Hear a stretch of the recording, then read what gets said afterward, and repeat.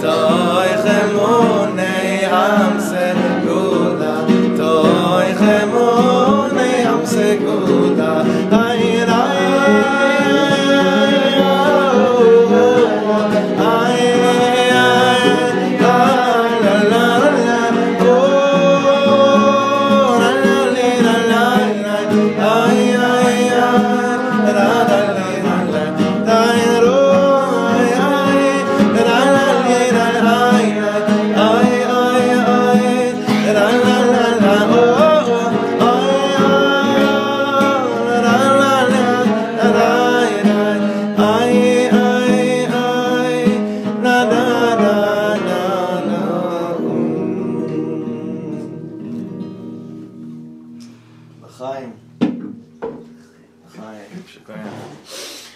welcome everyone. Thank you so much for coming. Why is everyone so far? There's all this room over here.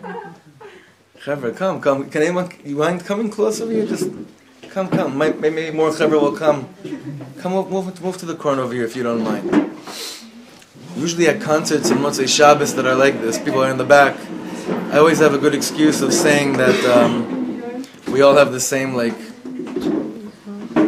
Shalashudas Schwitz, we all have the same Schwitz from Shabbos. Don't worry about being too close or too far from each other, but can't say that on a cold Monday night, but still, it doesn't matter. There's no reason to be far right now. Alright, welcome everyone. I'm very, very, very excited and very happy that whoever is here. Perfect timing. Come in, Chevra. And it's time tonight to do something that I've been looking forward to all year long. Literally since last year, since we published the Soul of Chanukah last year, which we have here. Rabbi Shlomo has many, many nigunim. We wrote this in the forward to the book. He has many nigunim on any topic that you could imagine. And the wackiest thing is that the one chag that there's not one nigun for is Chanukah. But the weirder thing is that the most Torah that Rabbi Shlomo has on the holidays is dafka on Chanukah and on Purim, both holidays of Torah Shebaal Peh. Both holidays that are from we learned out from Divrei Sofrim, from Rabbanan. So I'm sure there's something very, very much deeper to it than what I can understand.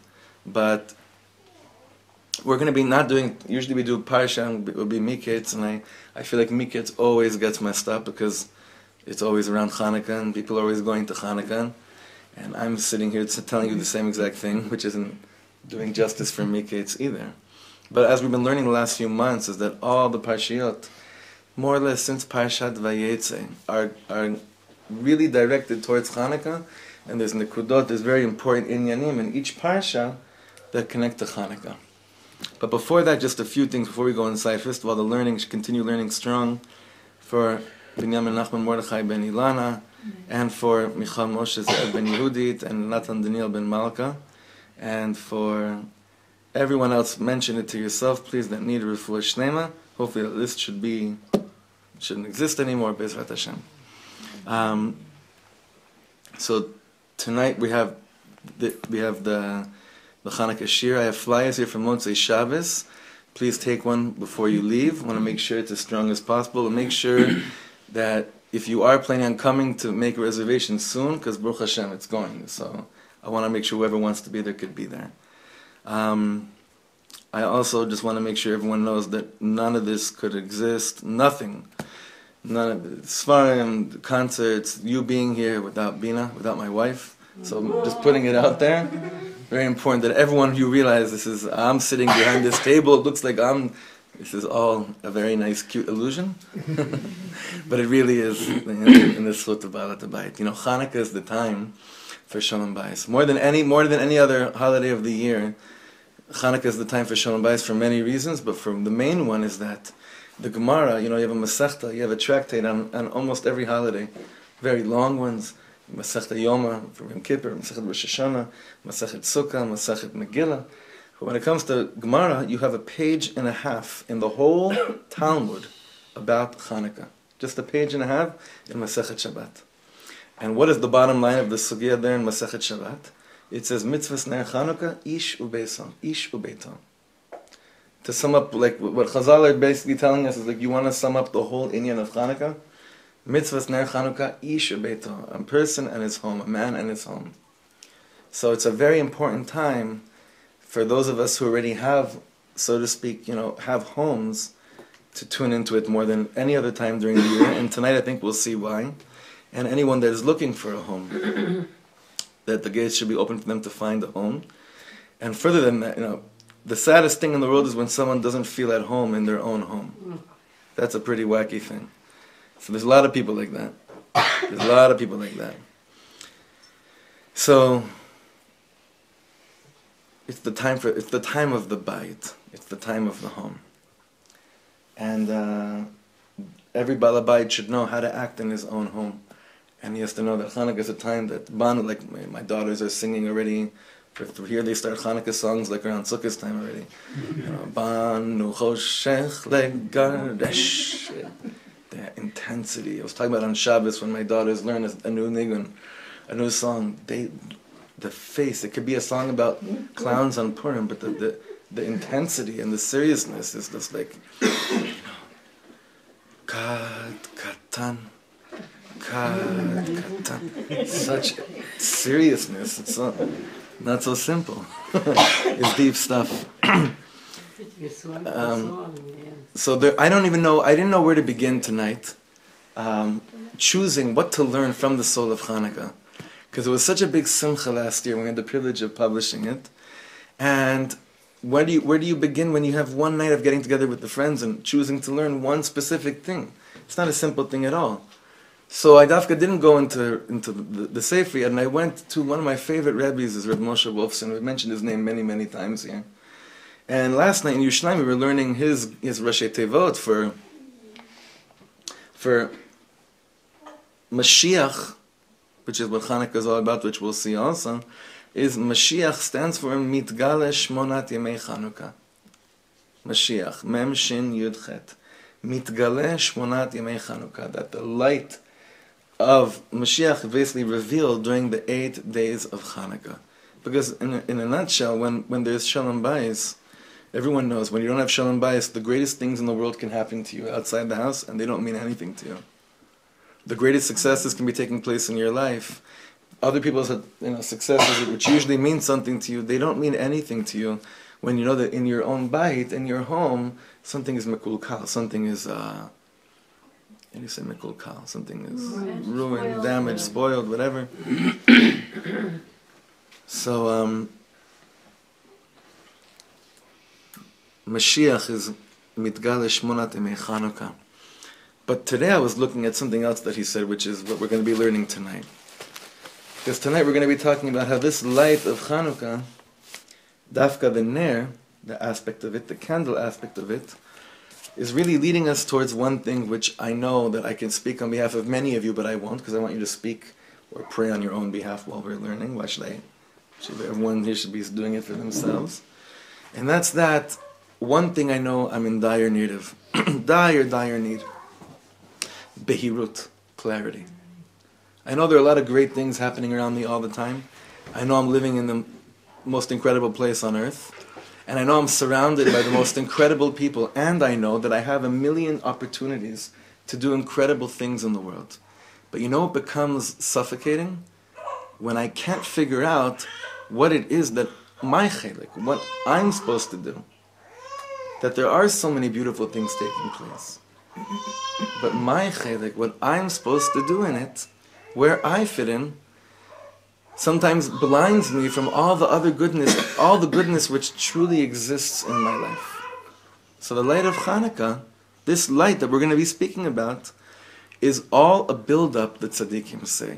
Every night is a build-up till you have a complete menorah that's lit. And on the last day it's called Zot Chanukah, which means this is Chanukah.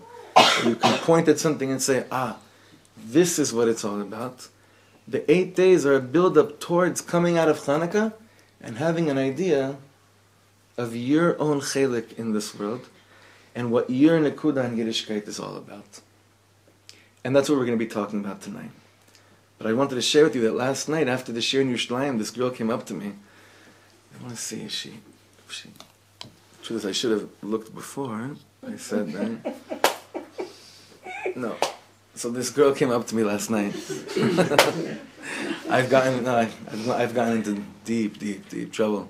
before. Good things. It's always good things. I'm not going to say a bad thing. Chas v'shalom. I'm saying even a good thing. This girl came up to me and she said, "I saw you."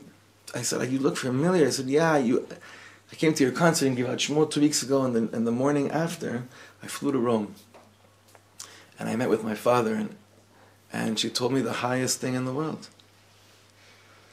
She told me that I can't remember if she said that her father doesn't believe or that he's just a complete academic, and these Torahs don't mean anything to him, and they never did mean anything to him.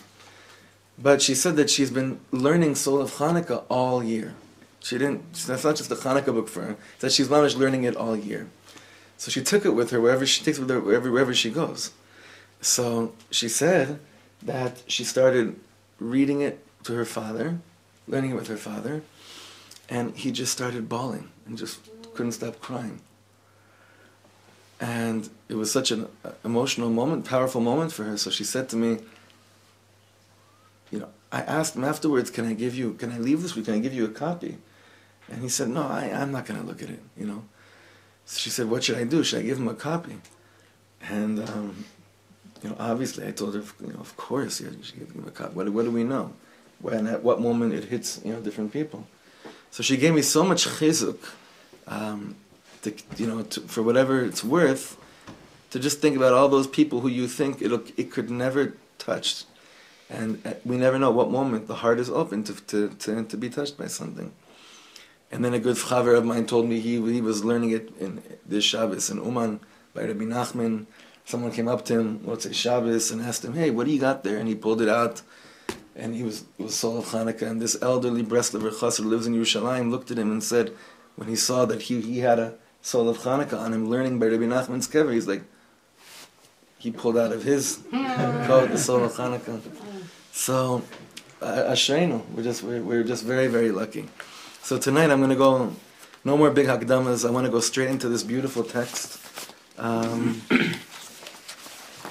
don't think we have enough. This is basically two different pieces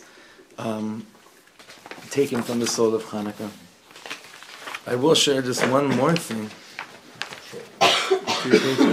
I will show one more thing, one more beautiful Rashi Tevos that I saw, the Gematria that I saw. This is amazing.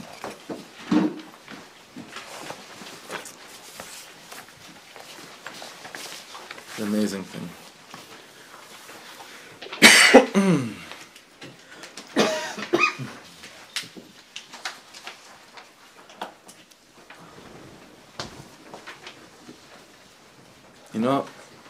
Rabbi Yeshiva students, you're always sitting there behind your screen and you only see my face for an hour. Just show you who you're learning. There's a lot of chevra learning with us all over the world right now. So it'll be a good thing for them to not feel like so. They're all like, oh, finally. Like enough of these drapes probably driving the reflection.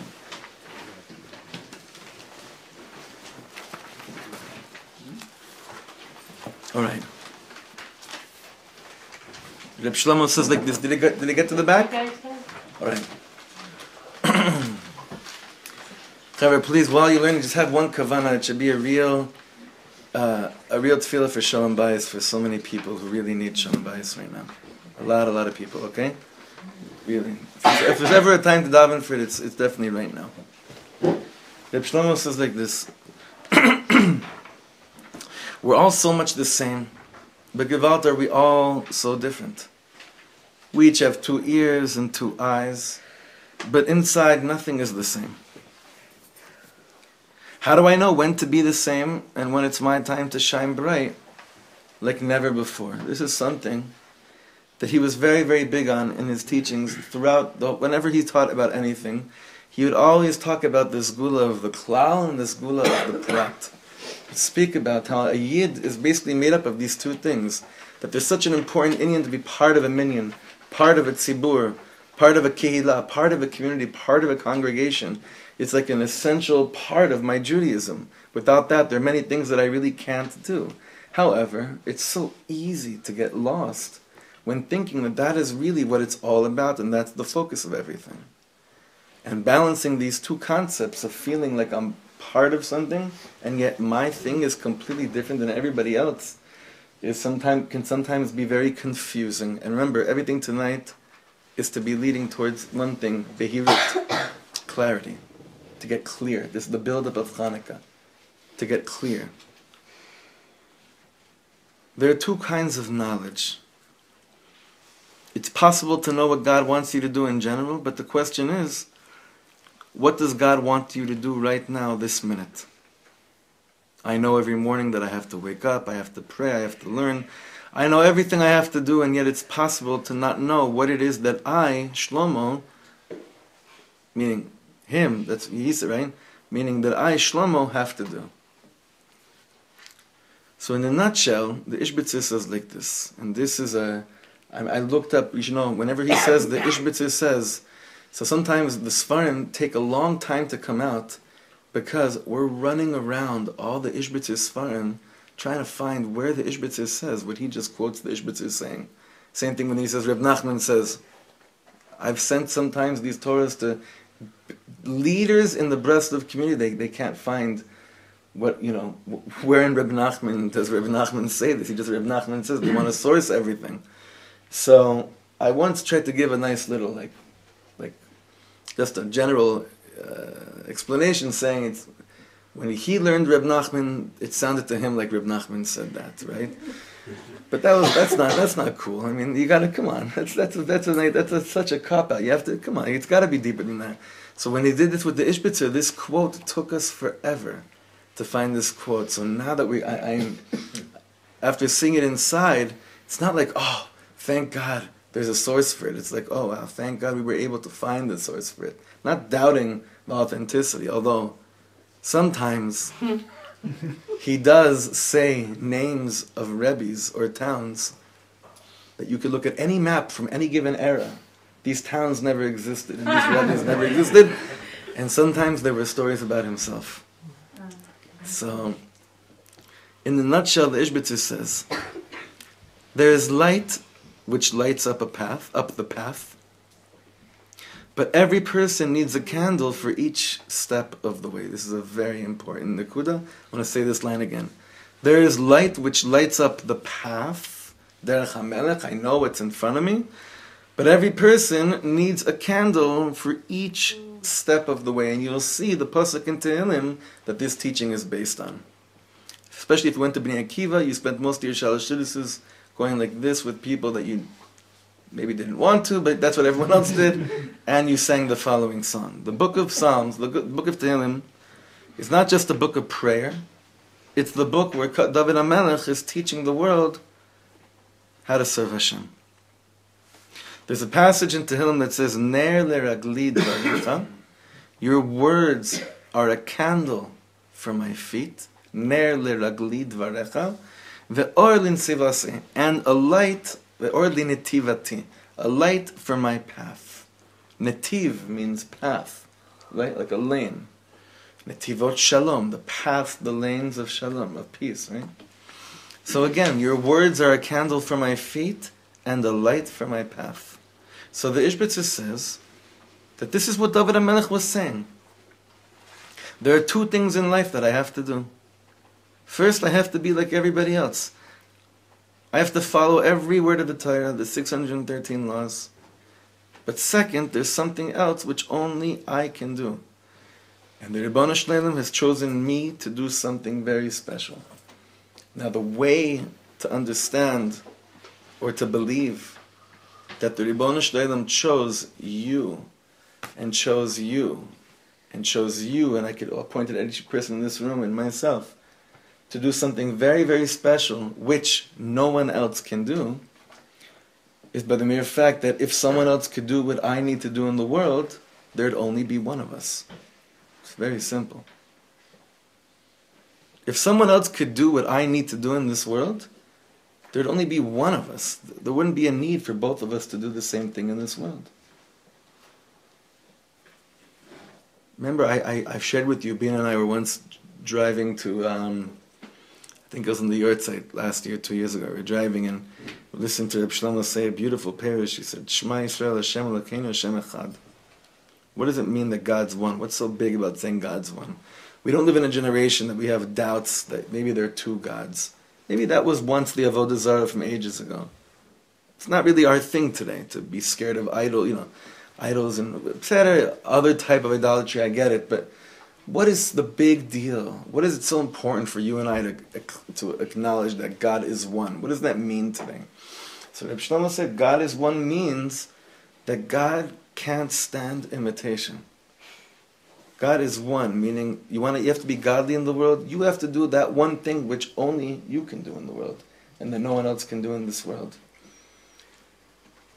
You'll see how he builds this whole thing up that I kind of begin to really figure that out during Chanukah. Just like I'd ask any of you right now, do you think that any other person can give your child what your child needs in this world other than you? You'd smack me in the face for even raising, such a ridiculous svara, such a ridiculous. How could you say such a thing? Right? But then when it comes to like how I have to shine also on my own in the world, that I'm not so sure of. But don't you dare say that someone else can give my child what my child needs other than me. That's already a proof that we're dealing with, ourselves. We're very, very special. We're just very, very, very unique. Each person in this room, every person is connected to a very special, unique individuality, which cannot be ignored. Never. But especially now. Okay, so look in the next paragraph, where he says, what's considered to be a great light in my life? If someone tells me that I have to do what everybody else is doing, that's a cute little candle. But you know what my light is? My own light is my little path which leads me to God. Between people, it's the same thing. We can be good friends and meet each other and travel all around the world, and yet all that means nothing. The only question is, what's so special between you and me? By the way, did you ever... I've experienced, I don't know why, but this last year I experienced it with two different people, where I realized that we're trying way too hard for there to be something special between us in order to justify the fact that we consider each other good friends. And then I just stopped trying, and with one person, the specialness only grew when we stopped trying to figure out what it was. With the other person, it's very painful, but I had to let go. Can anyone relate to that? He said something, it's a very strong thing over here. Like, if there's not something special between the two of you, then what makes you cling on to it? What makes you hold on to it so strong? And are you able to just let go and be okay with that? It's a very, very deep teaching. It's a very deep teaching. But it's not I don't want to get on, it's not for right now. The Ishbitzer says that to know this secret of special, we have two great teachers, Moshe and Aharon. What he does here now is brilliant. He says, Moshe, Rabbeinu, teaches you all the things which everyone else also has to do. Everyone else has to do also, right? Moshe Rabbeinu, do you see Moshe Rabbeinu having one-on-one quality conversations with people throughout the Torah? He's a general teacher. He's speaking to everyone all the time, right? It's like, did you ever, Rabbi Shlomo said, I don't know who will get this, but he's like, did you ever go to a concert of Elizabeth Taylor in Madison Square Garden, he said, and she says, I love you, and then you walk home feeling, wow, Elizabeth Taylor loves me, I mean, I've seen, when I was younger, I remember the first time I got freaked out from a music video was Man in the Mirror, when these girls got a glimpse of Michael, first name basis here, Michael Jackson, right? and he says, I love you, and they all are absolutely convinced that he loves them. It's such a crazy thing, right? Such a wacky thing. But we know that that's not. We know there's nothing. That's insane. That's insanity over here. There can't be anything real. Lehavdil 1,000 milyone havdalas. Moshe Rabbeinu, right? Moshe Rabbeinu. I'm sorry, tonight's low Purim energy. It's okay. It's been intense fireballs in here the last few months. We gotta let go a little bit, right? Chanukah's like Purim. it's fine. Moshe Rabbeinu is always dealing with the klal. He's dealing with the tzibur. But who's really in touch with personal individuality in the Torah? So again, he says, Moshe Rabbeinu, the last line over here, doesn't teach an individual tribe. He teaches all of Israel. But when you need a private teacher, then you go to Aharon HaKohen. What happened when you did something wrong back then? You went to the Holy Temple to go to the high priest, and the high priest, the Kohen Gadol, taught you that one special thing which you have to do. That was the whole thing. When a person would come and bring a korban, Chazal teaches that the Kohen wouldn't just say, okay, you're forgiven. The Kohen would then sit with the Yidla and say to him, where does it come from? Why do you... Let's talk about your Shorish Neshama. Let's talk about what you're about. Let's figure out what led you to come to this place. Not so that you don't sin, but not dafka that, but because let's figure out what your avoda is in this world. Let's figure out what is this thing that only you can do, and why you haven't figured out how to do it yet. That's the job of the Kohen, and Chanukah is the Chag of the Kohanim.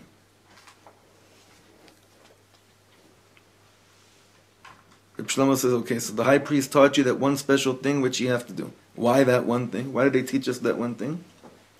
Because all my mistakes came from that one thing. It's what God needs me for, even if I didn't know it. So if Aharon HaKohen tells me what God needs me for, I have no problems. Now, there's a few words he just said here that are mind-blowing. I want to reiterate it. It's very important. He says, all my mistakes came from that one thing. Meaning that one thing that I'm supposed to do in the world that's not clear to me yet. He's talking here about the shorish of averas in our life. The shorish, the root, the source of mistakes in our life. What is the root, the source of mistakes, of all the mistakes I do in my life? Where does it come from? Because I don't believe in God? Not necessarily.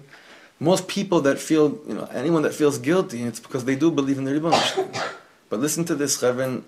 Maybe this is the most important piece of tonight. This is an amazing thing. Any avera that I end up doing, all the bilbulim that I have, everything, all my failings, my short temper, anything that I just can't seem to achieve, accomplish, jump over. It's not that I'm just one of those nebuchs. It's that it all has, the way that I sin has to do, the way that I sin and that which I sin with is all connected to me not really understanding what I'm supposed to do in this world. Because when I have an idea and a concept of what I'm supposed to do in this world, no one can touch me. I was always so jealous growing up, and even still today there's probably a big, I would love to say it's not jealousy, but I'm sure it's a little bit of jealousy where people that are determined, to me, were even if they weren't right, didn't matter to me. People that are determined to do something, even if I don't agree with, that concept of being determined is something that I feel is such a grand concept. It's such an incredible concept. That you could have behirut and go for what you believe in to be what you need to do. Whether it's right or wrong is a separate thing. Obviously I'm not talking about dvarim shebetum. I'm not saying I'm determined to create the filthiest Israeli TV station and no one will stop. That's not what I'm talking about. I'm talking about being determined, not dafka to open up a new Chabad house, but something else, I don't know what. Just being determined to do something. It's a very powerful, to me it always put a lot of awe in me when I saw people that are determined.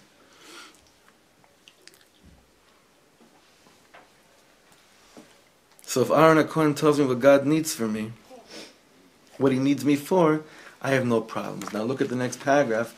I dafka put the next paragraph in bold text and you'll see why. This is so deep. I don't just want to be a servant of God. I really want to know what I am to God. You'd say this sentence in 90% of modern Orthodox shuls. They wouldn't know what you're talking about. What kind of sentence? What kind of wacky?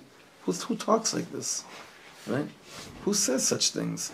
Imagine if we went to the yeshivas we went to, and like 9th grade, the Rebbe talks about, Avodas Hashem doesn't just mean kiyum mitzvahs, but it means what kind of dmus stands before the Barei Olam when you come up in the machshava of the Barei Olam, right? maybe it's starting to shift like that. But again, Rabbi Shlomo says here, I don't want to just be a servant of God. I don't just want to be an Eved Hashem, like Rav Weinberger very strongly coined it, checklist Yiddishkeit. I don't want to just be checklist Yiddishkeit. I really want to know what I am to God. Like with a real deep friendship, you don't want to just know that I'm your real friend. It's like, you want to know, what am I to you? What place do I hold in your heart? It's not enough that I'm a servant of God and I try to do everything right. That's sweet.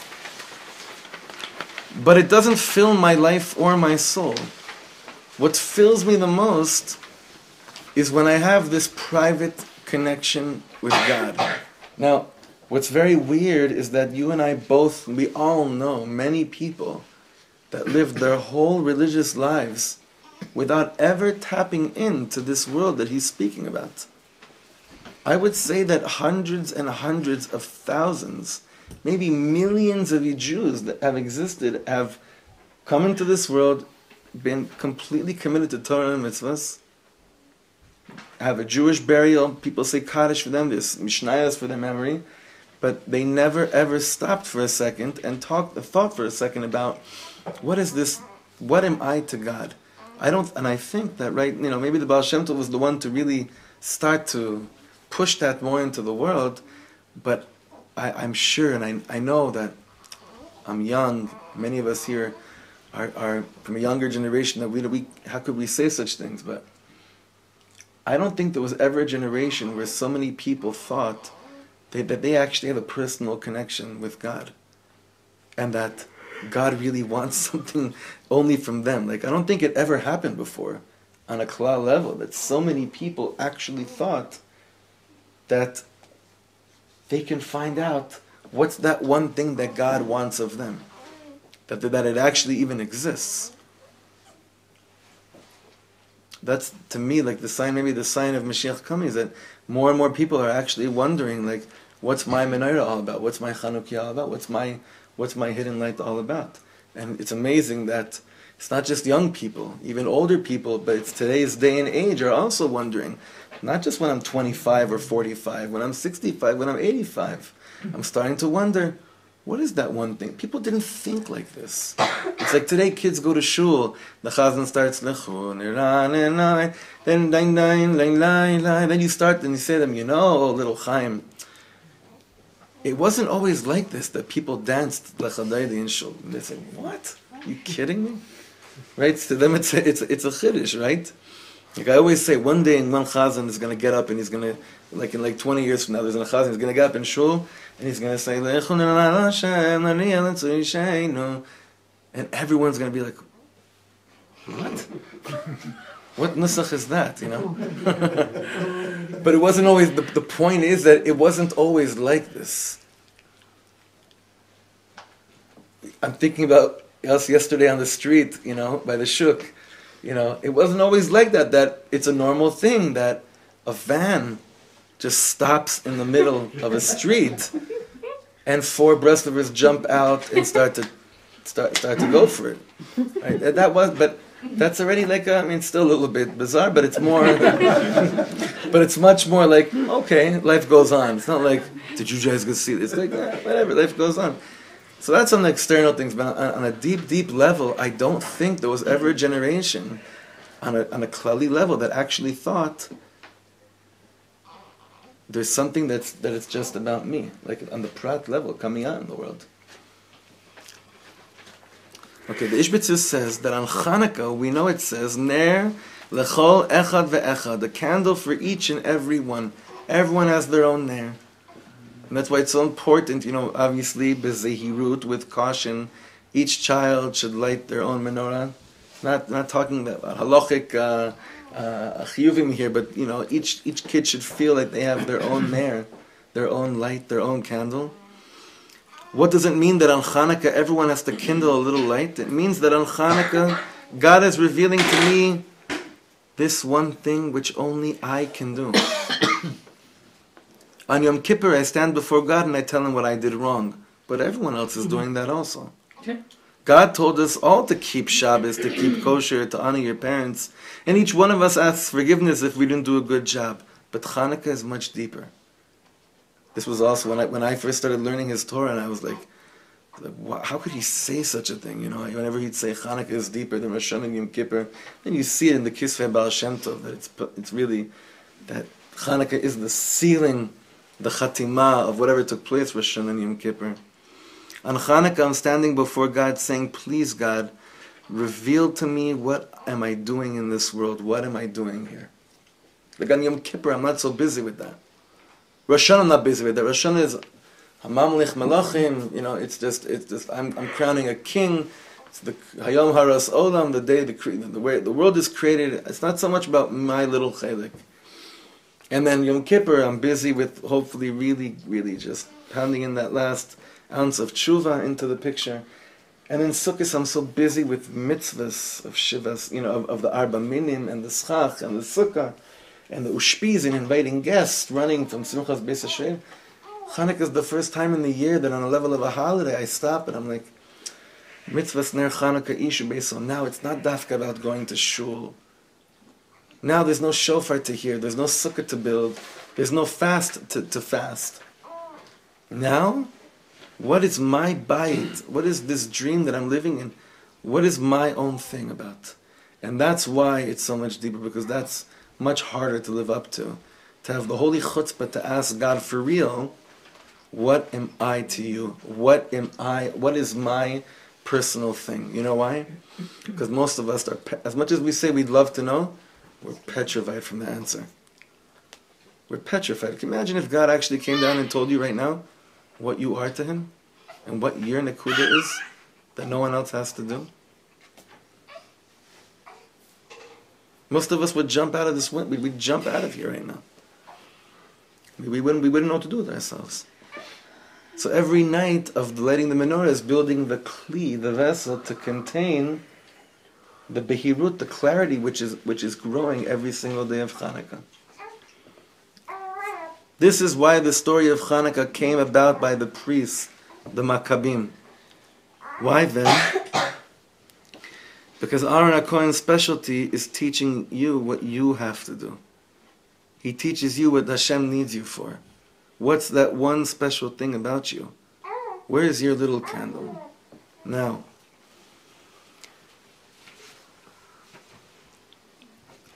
where we go now, that was a beautiful, beautiful concept, what we just learned. A very important and powerful concept, what we just learned. But what's dafka? What is it about the light of the candle that's so powerful? One time, I forget where I was, I think I was in I used to have the most incredible experiences on Chanukah going up to Rabbi Yosef Langer in Chabad of San Francisco. Crazy, crazy Chanukas. We'd go up every year if we drive up from Los Angeles and play at this beautiful festival. If any of you know San Francisco, a place called Union Square. And the light of menorah. They put up the big menorah, that big Bill Graham Menorah Festival, yeah. And what's amazing is that you're standing up on stage and you see, and the rabbi speaks about how you don't realize that if you carry within yourself a little light, you could spread it to the whole world. And from the stage, you see that the rabbi carries a big candle like a torch, and suddenly, each person takes one candle to the next, and suddenly you see a sea of candles just in this whole Union Square. It's a beautiful, beautiful thing. I think it happened on one of these trips up there. One year, that's when the whole thing with he would invite, it's married, San Francisco, all the musicians have been there, but one year I was there when Carlos Santana was the guest to light the menorah. That was pretty beautiful. He was so humble. Like, he came up to me after we played, and he just went like, and he put his hand, I was like, you know, it was a very, very, very, very beautiful moment. And then he started talking about Michal, Gavriel, Raphael, and Ariel. I'm not kidding. He started talking about the Malachim, and then he was invited to go and light the menorah, but he didn't say the brachas, but whatever. A lot of cool things happened. But what I think that happened that trip was that I saw this family that just started learning about Yiddishkeit. They didn't know much. When we got to their place, we saw, it was the fourth night of Chanukah, they had, like, what they did was they basically placed 4 light bulbs and turned on the light, saying brachas and turned on the light to light their menorah with electricity, right? So if you're mamish, you know, if you're holding, then you come there and say, you guys are such shkatzim. You kidding me? You don't even know that. We thought, I mean, those bulbs were the holiest bulbs I ever saw in my life, you know. But why is it, dafka, that it's not about bulbs? What is about the light of the candle? And why is it dafka at the time that we do it? Because this candle, this light of it, which we saw, has such an individual thing that has to do just with me. Look how Rabbi Shlomo takes this, and we're going to end with this. What is the candle all about? There's the light of the sun, there's the light of the moon, and there's the light of a candle. The sun and moon regulate time. The world measures time by the sun, and our counting follows the moon. What's a candle? A candle has nothing to do with time. A candle is eternity. When you love somebody very much and you sit with the candle, that's eternity. What do our holy sisters do on Friday night? They kindle a light and make this one Shabbos into eternity. And then he says here his classic, way of taking everything into this question. Do you know why people don't love each other? Because they're not connected to each other's eternity. And what does that mean? It means that when you look at someone and you think that all that exists in front of you is what you see, you're probably not going to love them. But when you realize that this person is just on their way, just like you're still on your way, and you're not just stuck to what's going on with them in the moment, you're connecting them to their eternity, and you're letting yourself be eternal as well. We get stuck all the time. I'm not even talking about judging, I'm just talking about every form of labeling, of saying what's in front of me must be exactly who they are. But Rabbi Shlomo always says, what are you talking about? When you take a seed and put it into the ground and you cover it with dust, you think with dirt, don't it's just a seed in dirt that's about to grow and be a tremendous tree one day. Sometimes, next paragraph, sometimes, God forbid, the moment you connect to someone's eternity, Givalta, you close to them. Sometimes, God forbid, parents and children are completely disconnected. And this is such a charif statement, what he says here. Children say to their parents, yes, it's true, you brought me down to the world. But my eternity, my vision of eternity, and your vision of eternity, I'm sorry to tell you, but they have nothing to do with one another. On Chanukah, when we light our candles, we fix that. We get a real vision, a godly vision, of what eternity is all about.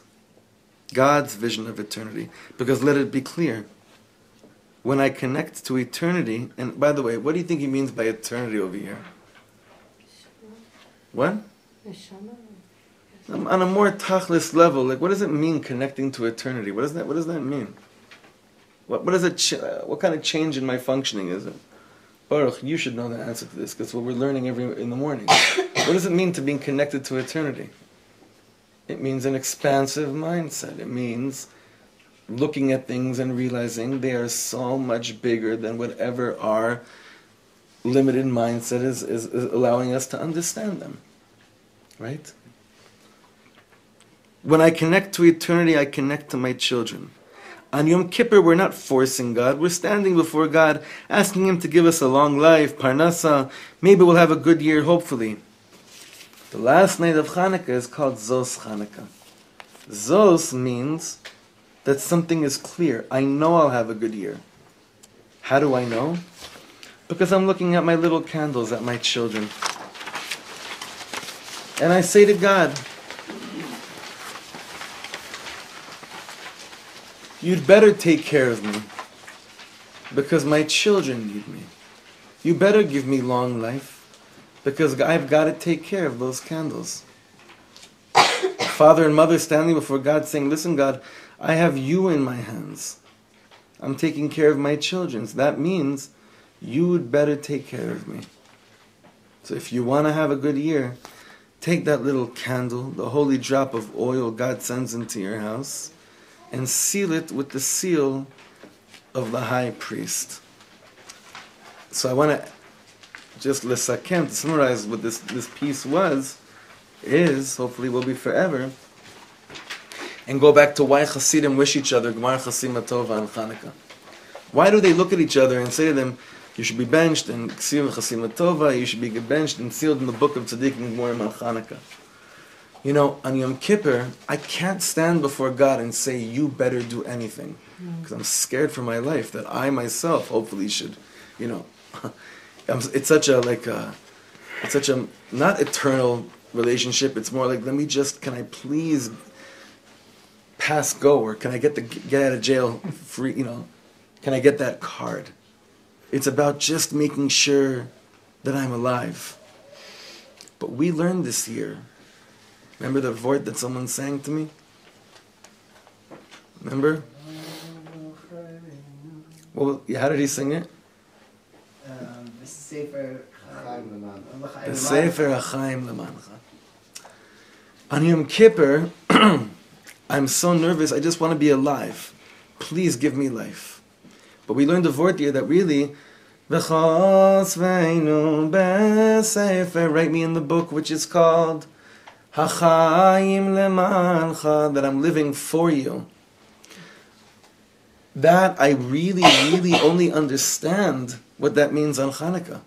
Because I'm not standing by the Neiros and saying, please don't kill me, right? I'm not saying, you know, please don't, I don't want to be poor, or, you know, because we do that Rosh Hashanah Yom Kippur, Miya Ani, Miya Asher, Miya Shafel, Miya, we're involved with details of Yom Kippur. But on Chanukah, I'm completely not there. On Chanukah, when I realize, Mitzvahs Ner Chanukah Ishu Beso, the home that I have, the home which you gave me, is all I really ever need, not just in my life, but in order to find out what I'm really all about. My Dalit Amos. So then I'm talking about eternity. Then I'm saying, Ribono Shleilim, my children, we all have to live forever. We all have to see Mashiach. Misgal Shmona Simei Chanukah. Then I could see something. Let every day feel like new. Please don't let it be old. I want it to be new. And I saw that Gematria, it said, Mitzvahs Ner Chanukah is Gematria, B'chol Yom Yu Beinecha Kechadashim. That's what I saw Rav Wolfson said. The mitzvah of Ner Chanukah is really equal to what we say, that every day it should be in our eyes like it's new. So, like I said before, there's such a dire need for some serious Shalom Bayis in the world.